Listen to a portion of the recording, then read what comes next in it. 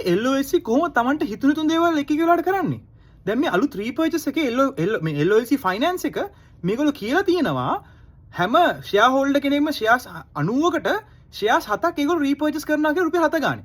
හැබැයි ඔයා බලන්න හොඳට මේගොල්ලන්ගේ ෂෙයා හෝල්ඩින් කොහොමද කියලා තියෙන්නේ ස්ට්‍රක්චර් එක. ඒ ස්ට්‍රක්චර් එකේ ෆුල් ඒ කියන්නේ almost 96% product වැඩියෙන් තියෙන්නේ LOLC Holdings Private Limited එකට.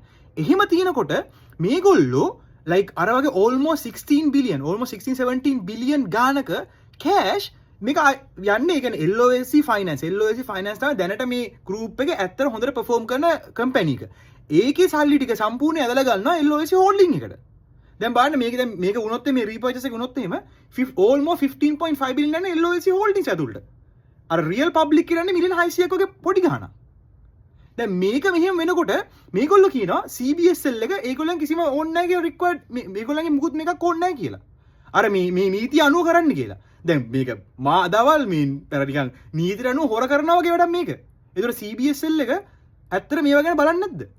දැන් මෙහෙම අර එලිපිට කළා තමයි NDB වලට ප්‍රශ්න ආවේ. බිලියන 13ක එකපාරට අතුරුදහන් වුණේ.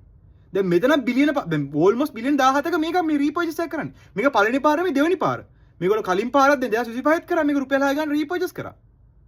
දැන් මෙහෙම කරද්දී මේ අර යන ෆන්ඩ් මේ මෙතන ඒ කියන්නේ කම්පැනි වෙන්න පුළුවන් මිනිස්සුන්ගේ LOLC finance කියන්නේ මිනිස්සුන්ගේ.